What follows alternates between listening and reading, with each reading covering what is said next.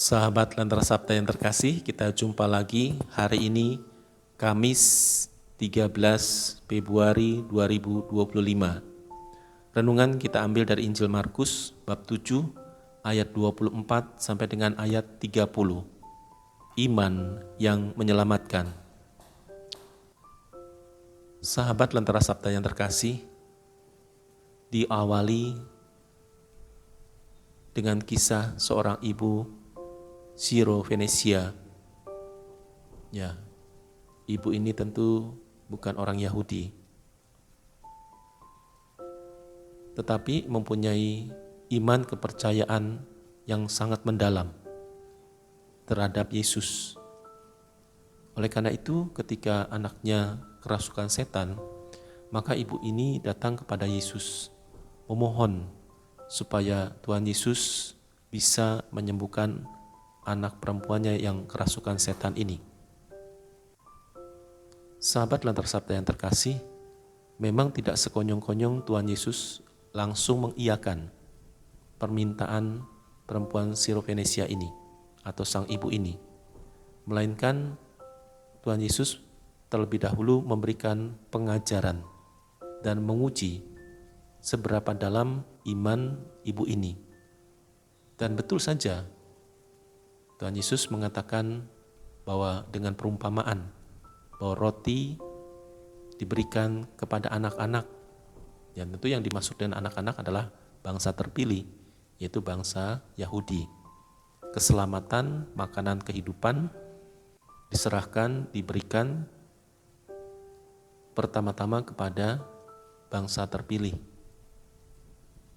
Tetapi ibu Siro Venesia ini mempunyai keyakinan bahwa kendati iman yang diwartakan, keselamatan yang diwartakan oleh Yesus itu kepada orang Yahudi, tetapi orang-orang non-Yahudi juga mempunyai hak untuk mendapatkannya, sekecil apapun. Maka digambarkan dengan remah-remah.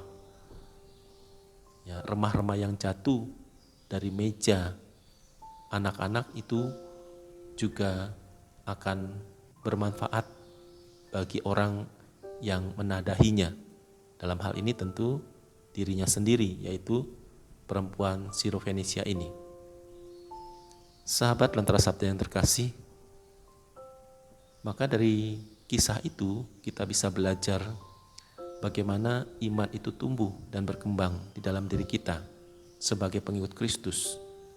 Jelas secara definitif kita ini sudah sah, resmi menjadi pengikut Kristus, kendati kita bukan orang Yahudi, tetapi kita sudah menerima keselamatan secara penuh karena iman dan percaya kita kepada Kristus. Tentu tidak berhenti dan tinggal di situ saja. Diharapkan iman itu terus bertumbuh ya di dalam kehidupan kita, terutama juga ketika kita menghadapi persoalan-persoalan dalam hidup, ketika kita mengalami tantangan-tantangan hidup beriman. Kalau kita memperhatikan ya dunia kita sekarang ini, bagaimana hidup beragama itu semakin dikembangkan dan kerukunan beragama juga semakin digalakkan dengan upaya-upaya berbagai macam hal. Tetapi tidak selesai menurut saya. Dan kalau kita memperhatikan di media sosial, banyak sekali terjadi olok-olokan terhadap iman kepercayaan Katolik. Ya, sebagai contoh misalnya, kenapa Tuhan itu harus disalibkan? Kenapa Tuhannya orang Katolik itu mati dibunuh? Dan sebagainya. Mereka hanya mempersoalkan tataran duniawi, tetapi tidak melihat bahwa ada karya besar di balik itu semua. Misalnya, kenapa Yesus harus mati di salib? Justru dari salib itu muncul yang namanya kebangkitan. Maka iman akan Yesus Kristus tanpa kebangkitan, iman kita sia-sia. Kalau Yesus tidak bangkit, maka iman kita sia-sia. Oleh karena itu kita percaya bahwa Tuhan yang kita yakini sebagai Sang Juru Selamat, Kristus, itu satu-satunya penebus kita. Kendati kehadirannya itu yang mengalami berbagai macam hal seperti kehidupan kita manusia, karena memang visinya adalah turun bagi manusia, turun ke bumi untuk setara, solider, seperasaan, sehati, sejiwa dengan manusia.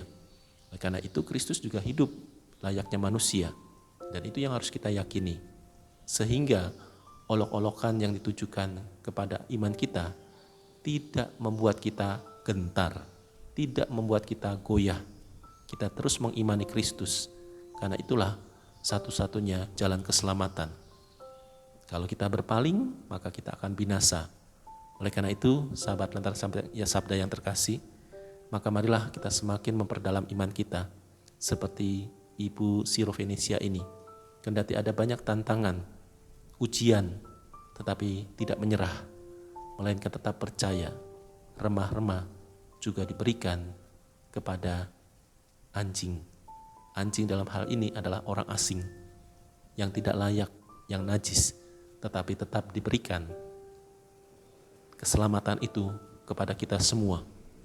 Oleh karena itu, marilah kita terus bermohon kepada Tuhan agar kita semakin tinggal dalam Kristus dan berbuah kasih, berbuah damai, berbuah pengampunan, dan hidup dalam kekudusan. Tuhan memberkati.